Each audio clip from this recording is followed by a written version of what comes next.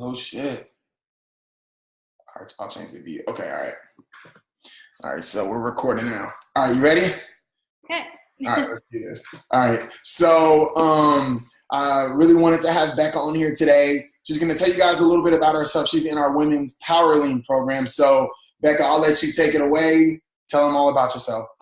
Sure. My name is Becca Holtz. I live in LA and I work in the fashion industry.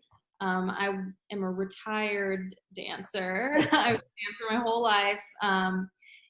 Trained in everything from classical to modern, hip hop, everything. So I've been a mover my whole life, and once I kind of stepped out of dance professionally, I turned to fitness, mostly just like fitness classes. I've never been really comfortable like in the weight room by myself. So that's really why I decided to do a program like this. Awesome. So talk a little bit about with the dance, because I think sometimes people lose like how demanding it is, and it's a lot like basketball and football and some of these other sports where you have to be. It's years and years to even get a chance for somebody to be like, no, you're not good enough. So can you talk about like what the training was like and kind of what that exposure was to even to injuries or things like that? Yeah, sure. I started dancing when I was really young. I was about 4 when I started dancing, and as I got older into middle school, I started doing competitive dance where it was go to school all day and then train after school for 4 or 5 hours, and then do it Mm-hmm. all over again every day of the week. And Yeah. then all the weekends that I had as a teenager were in a different city competing Yeah. against other people. And then I went to a high school for the performing and visual arts, Wow. so the college preparatory for dance and performing arts in general. And it's all that was all West Coast based as well. I was in Houston, actually. Okay. Oh, okay. Yeah, so I was born and raised in Houston, and then moved to LA for the dance program at Chapman University. Mm. Um, I was able to go 4 years there and dance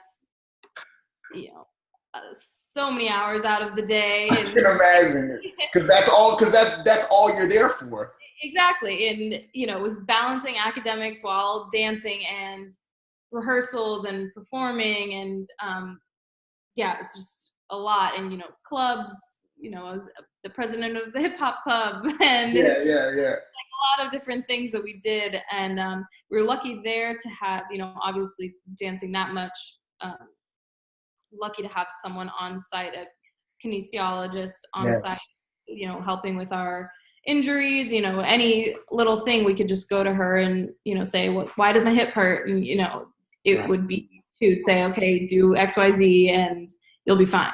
And it always worked. And yeah, it wasn't until I moved out to LA from Orange County, where I was in school, and started dancing professionally.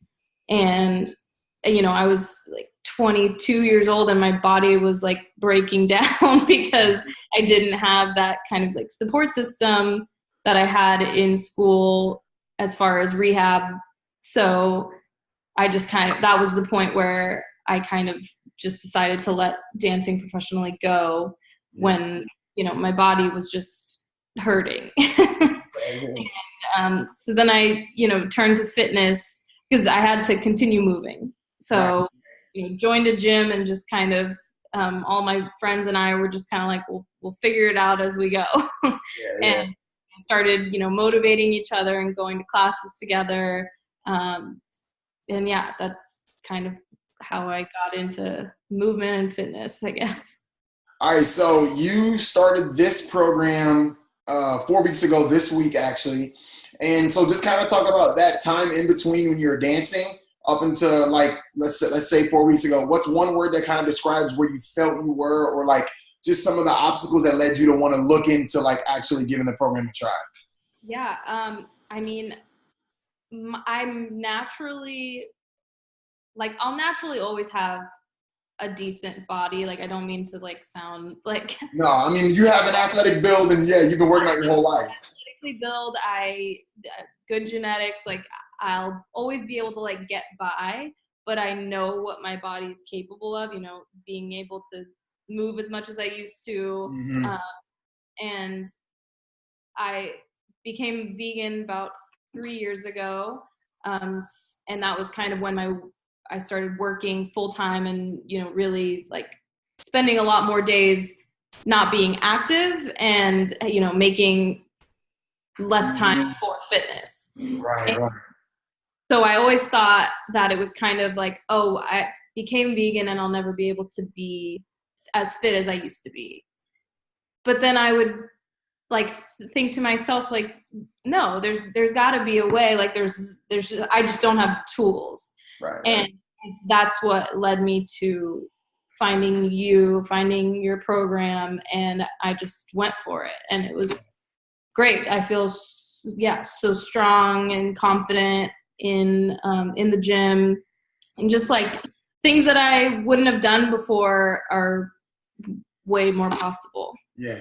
So in the women's powerlifting program, like it's a lot. I mean, it's pretty much, you know, like the way that we put the program together, it's pretty much based off a style of training that I used to do, but it's just made tapers down to fit more of the needs that women would have. So initially, you know, we pushed the program is talking about getting stronger, you know, doing with a lower body emphasis, but I think people don't even got to pick up. So tell a little bit about like your experience with the programs, or maybe what your favorite day in the program was, or maybe a day that you hated. I mean, I love a good lower body day, but I had never, you know, trained this much weight and reps like ever in my life. And you know, with the program, you see that there is like a method to the madness, and a reason that, you know, through the 4 weeks, the reps change, the weight changes, you know, the way that it all progresses, it's different for a reason. And you can tell in the way that your body changes that it's all for a reason. It's awesome. I guess maybe just one more, the biggest takeaway that you took from it, whether it was working to max effort or just, you know, pushing yourself to lift more weights, or like, you know, you had, you know, issue with your shoulder, focusing more on mobility. What was the biggest takeaway for you in the program? Honestly, the biggest takeaway for me was like eating. I know that might sound weird, but I guess I was just always engineered to like eat less, you'll look better. Yeah, less is more. Yeah. More. And like, I remember it was like week 2 or something that we were like all of our meals were like everything was so dense, and like I was like looking at the days like there's no way I'm gonna eat that much. Yeah.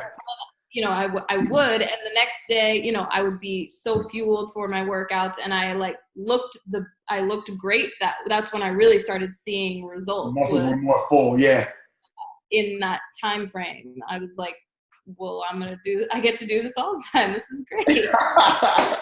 I love it. Well, thank you. You know, thank you for sharing. You know, hopefully some people are going to take some stuff away, and yeah, I'm glad that you did the program. Yeah. Thanks so much. All right. So I'm going to cut the video.